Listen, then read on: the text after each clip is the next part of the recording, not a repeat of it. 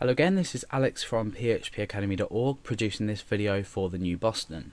Now, in the last file handling example, we looked at appending data and we created this form here which appended data to the end of this file here. And so far we've appended 4 names. Now, what happens if we want to read in this data?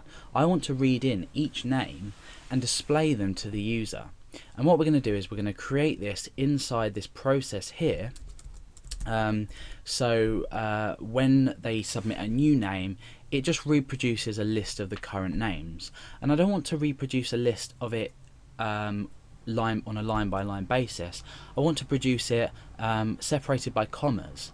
Now, you may look at this file and think, how are we going to do this? Because they're not separated by commas, they're on a line-by-line basis. Well, we have various functions that allow us to open files and read in on a line-by-line basis. Now, remember using the for each statement, we can use that again here. So what I'm going to do is underneath here, I'm going to create a little section for myself to read this file in.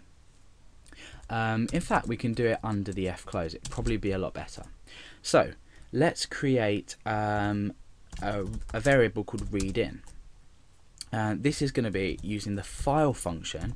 This time we're not using fopen, we're just using file.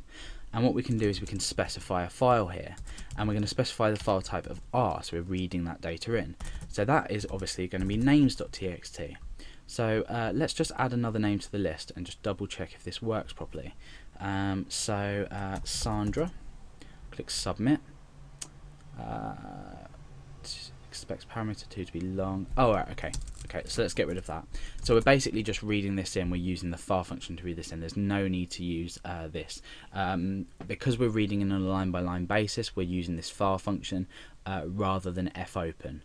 So for now, just stick to this file function, and we're going to read it in that way. So let's refresh that. Actually, that will have written. So let's just check back on that. Okay, yes, we've got Sandra added to the end of the list. So our goal is to read the file in, which we've done. Now what we want to do is use for each. Okay, and we want to say read in as name. Okay, so or F name we'll call it, because it's the name within the file. So now what we can do with standard notation with the for each, we can echo out this F name each time, and then what we can do is we can append a comma onto the end of it. So the process goes, we start a variable called readIn. We use the file function to read in this names.txt file. What this function will do is it will read in the file on a line-by-line basis. There are other ways to do this, but they're a bit more complicated. However, this is the easiest way possible. Now what we're doing is we're using a for each statement, and we're using the array that's been read in, and we're using this array, each element of this array as f name. Then we're echoing out f name with a comma. So above this we could write current names in file, and then that should echo them out. Now you'll probably notice that when we run the script, we're going to have an extra comma after the list. So let's just try and add another name to this and see what happens. So I'm going to say Dan, and I'm going to click submit. Now you'll see it says current names in file, Alex, Billy, Stephen. At the moment it's not looking too great, so let's just tidy that up. We need to first of all see what's going on here.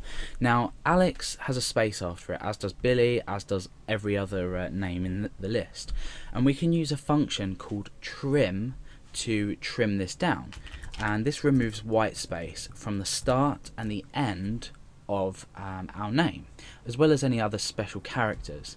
So just by adding this function around the name as we echo it, we can see that it's actually if we add another name in, let's say Josh, submit, you can see that it's removed that white space. Now what we can do is we can just get rid of or add a space in after that. We'll add another name in, let's say Dale, Okay, so now you can see that it's displaying properly. Now what we need to do is we need to analyse this problem that we've got with a comma at the end here. So as well as reading a file in this tutorial, we want to actually read it in properly and display things properly. So we need a way of counting all the elements in this text file. And we can do that with the count function.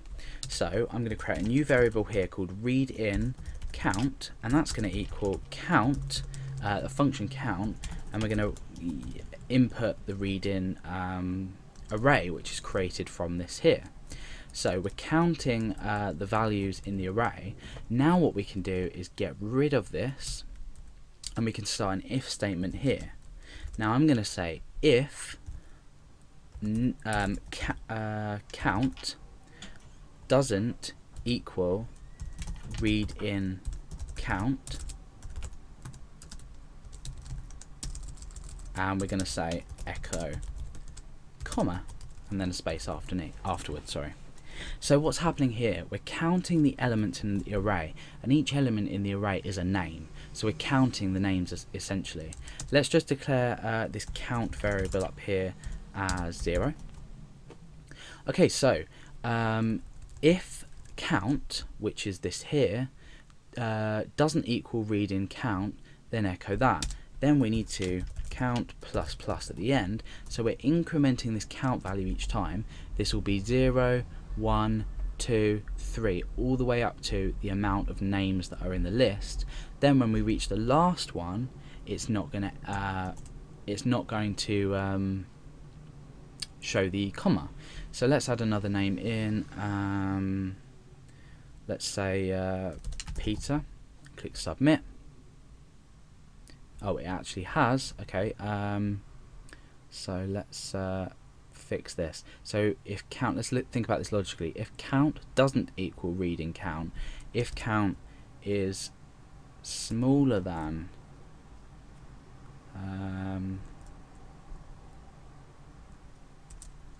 or greater than, yeah, it'll be smaller than. So if count is smaller than readIn count, let's add another name to the list. We'll just do Daniel this time, and click submit.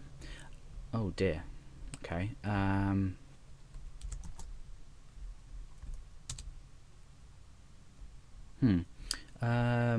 is 1. Let's change that to 1 perhaps. I think that might be the problem. We'll just keep adding Daniel. There we go. Okay, so after a bit of fiddling around, what we've done is we have created a variable called count and assigned the value of 1. Then we incremented this each time, but just before this we've created a check to see if the count is smaller than the amount of elements in this fast, the amount of names. And if it is smaller, then that means that's fine. We can echo out a comma. Otherwise, if we've got to the last element in the array, then we want to we don't want to echo a comma because it's silly echoing a comma in the end. So after this tutorial and me making a couple of mistakes and correcting myself, I'm sure you've learnt a thing or two. So that's the end of this tutorial about reading in files with PHP.